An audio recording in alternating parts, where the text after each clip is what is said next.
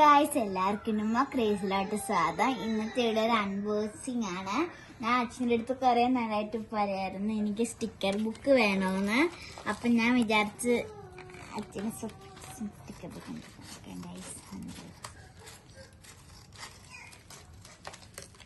നമുക്കിനി sticker book എടുക്കാം.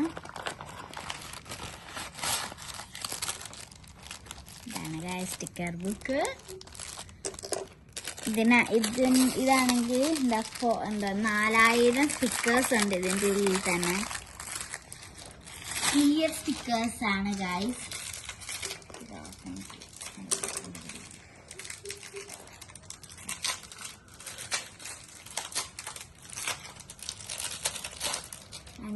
ഇതാണ് ഗായ്സ് സ്റ്റിക്കർ ബുക്ക്. ഇതിന്റെ കുറെ കളറുണ്ട്.